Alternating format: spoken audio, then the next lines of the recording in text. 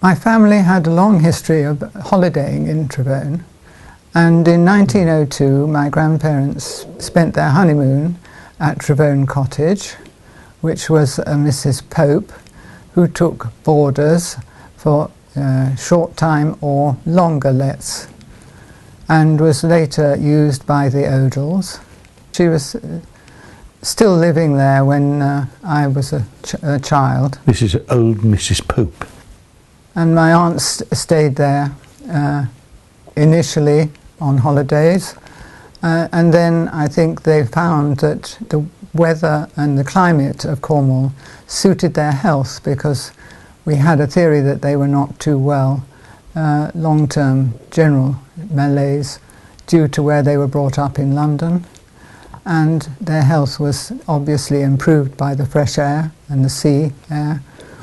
And so they settled in Trevone and took on the tea room at the Cot in the centre of Trevone, and then very shortly after purchased the Cot and Rose Cottage and continued running the tea room there. So that's the original Cot. Yes, that's the barn. I think we have the great aunts here. Yes, that's Beluah, Yeah. standing there, obviously. And some people enjoying their tea. Yeah, that's at the Cot Tea Rooms. And this is inside the tea room. Yeah. Rose Cottage and its sunshine next door, they were built 1870, and the block was called Prospect Place, rather grand.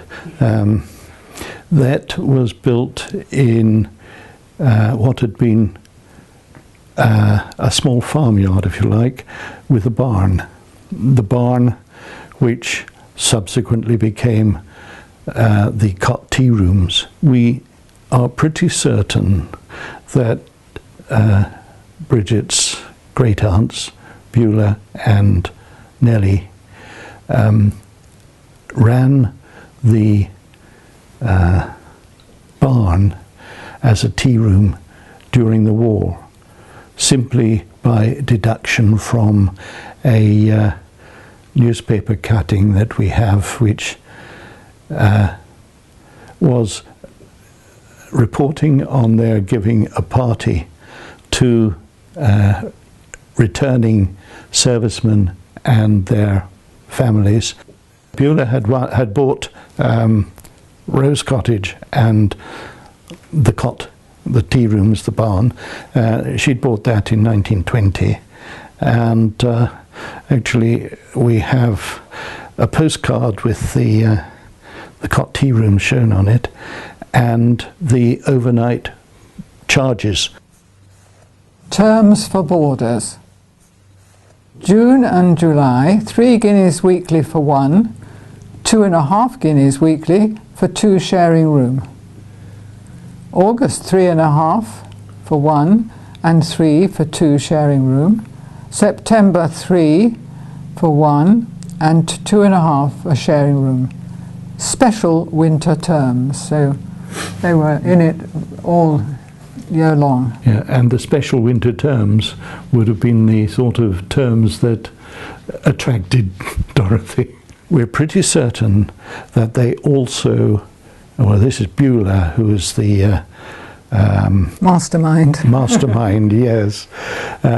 We're pretty certain that she owned Cosy Corner in Harlyn Bay, and I've shown you a photograph with rather beautifully mounted, with her writing on the back which says Cosy Corner, Harlyn Bay, and I think it's June 1912, which suggests to us, together with there being another photo or two in the family albums, but never identified properly with dates or anything, which is inevitable, but we're pretty certain that that was the first property they owned. And I think Dorothy Richardson stayed in that property at times, and therefore it is likely that that started a sort of relationship between Beluah and Dorothy. Beluah was the second one to depart, and she died in 1934. And at that stage it was left between my mother and her brother and her father, and they had no interest in it, but my parents decided that they would like to purchase Rose Cottage and the Cot, and my mother had always adored Cornwall and didn't want to be denied her link with Cornwall. So it's not surprising that when she settled in Trevone that my mother was a frequent visitor with her. So they went back a long way. She always kept an eye on her, and I'm sure that they had tea on many occasions. These two recipes, one headed American slaw and the other bacon omelette for two, have turned up recently in handwriting which we didn't recognize. They were with my mother's letters and papers, and we have no knowledge of having seen them before. But we've been informed by good authority that it is Dorothy Richardson's handwriting, probably from her younger years, because it's quite tidy. I do remember Alan and taking his long walks round the cliffs, and you couldn't miss him. And he was, in a way now, I didn't know anything about Lowry then, but I would think he was like a Lowry figure. With his cane, and off he went. Trevone was quite a busy place then. There were a number of shops, and it wasn't all geared to the summer holiday trade, because there were long-term people living in Trevone, so there were not the number of houses that are empty in the winter now.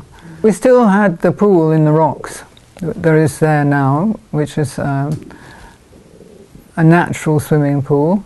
And the children used to congregate there in the summertime, and it was well used, wasn't it? In fact, we've got a postcard of it in the 1930s, that pool. Yeah.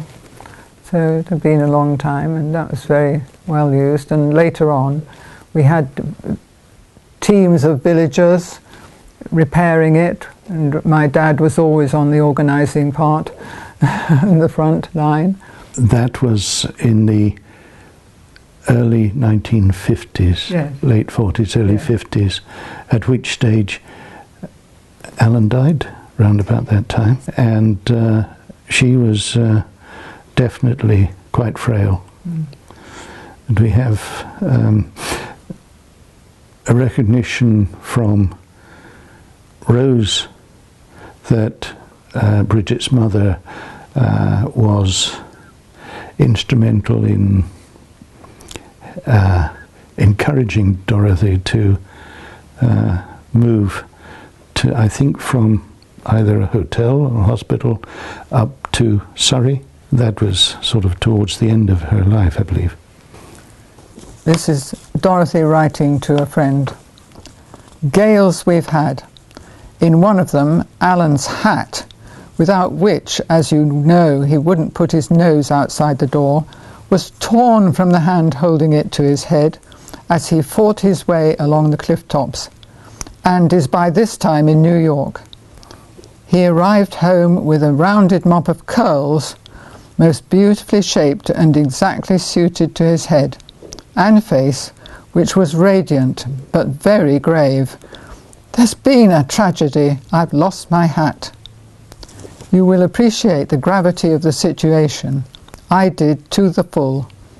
But I also pictured him marching, trying to appear dignified and indifferent, all the way up the very public road from the bay, feeling nothing on earth and looking perfectly sweet.